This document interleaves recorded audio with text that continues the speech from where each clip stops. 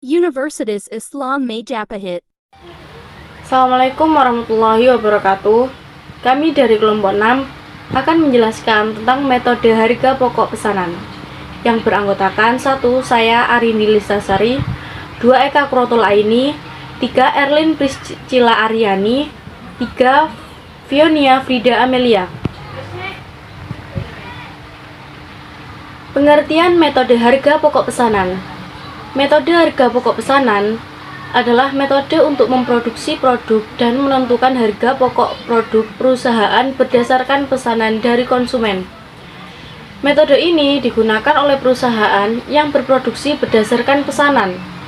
Dalam metode ini, biaya-biaya produksi dikumpulkan untuk pesanan tertentu dan harga pokok produksi persatuan dihitung dengan cara membagi total biaya produksi untuk pesanan tersebut dengan jumlah satuan produk dalam pesanan yang bersangkutan.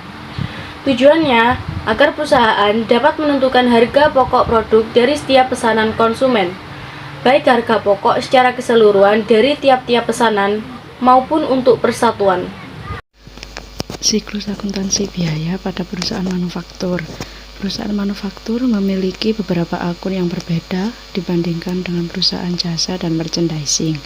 Ini termasuk 3 jenis akun persediaan, yaitu bahan baku, barang dalam proses, dan barang jadi, di mana setiap barang yang sudah jadi akan dimasukkan dan disimpan dalam gudang penyimpanan.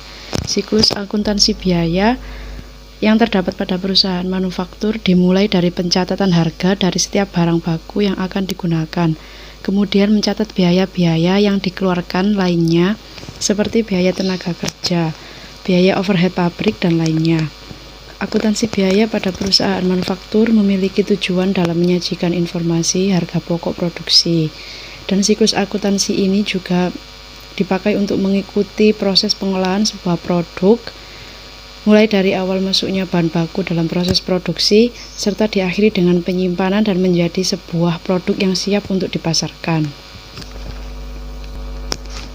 Karakteristik metode harga pokok pesanan. Yang pertama, proses pengolahan produk terjadi secara terputus-putus. 2. Produk yang dihasilkan sesuai dengan spesifikasi yang diminta pemesan. 3. Produksi ditujukan untuk memenuhi pesanan. 4. Total biaya produksi dikalkulasi setelah pesanan selesai. 5. Biaya produksi per unit dihitung dengan membagi total biaya produksi dengan total unit yang dipesan. 6. Akumulasi biaya umumnya menggunakan biaya normal. 7. Produk yang sudah selesai langsung diserahkan pada pemesanan.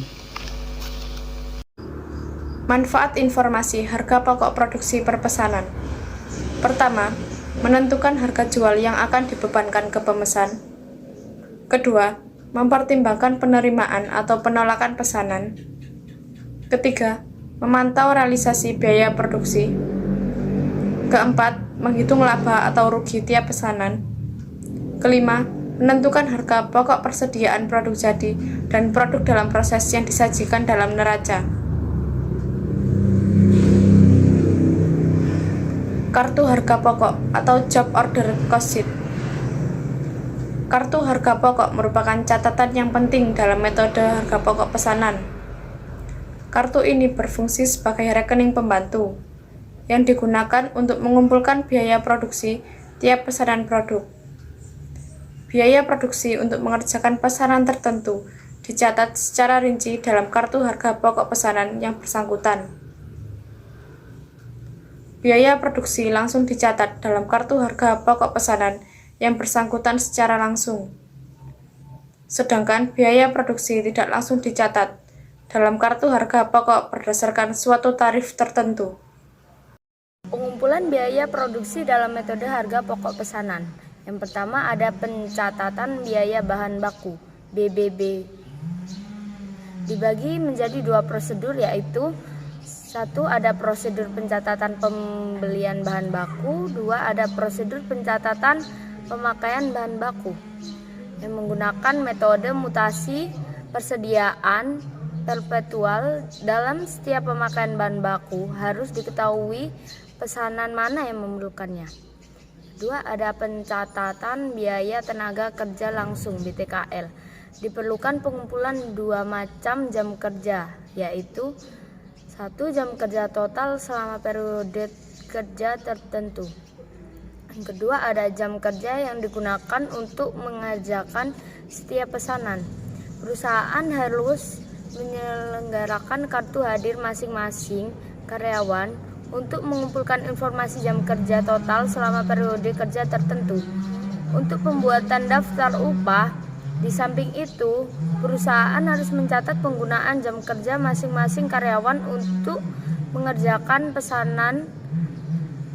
Masing-masing karyawan dibuatkan kartu jam kerja atau job time ticket.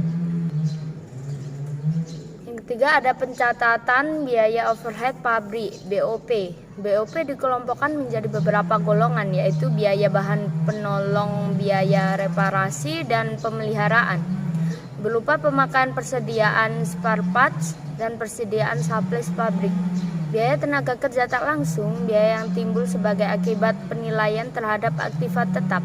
Contoh, biaya penyusutan aktiva tetap yang timbul akibat berlalunya waktu. Contoh, terpakainya asuransi dibayar di muka. Biaya overhead pabrik lain yang secara langsung memerlukan pengeluaran tunai. Contoh, biaya reparasi mesin pabrik, biaya listrik. BOP dalam metode harga pokok pesanan harus dibebankan kepada setiap pesanan berdasarkan tarif yang ditentukan di muka. Sekian presentasi dari kelompok kami. Apabila ada salah kata atau perbuatan, kami mohon maaf. Terima kasih. Wassalamualaikum warahmatullahi wabarakatuh.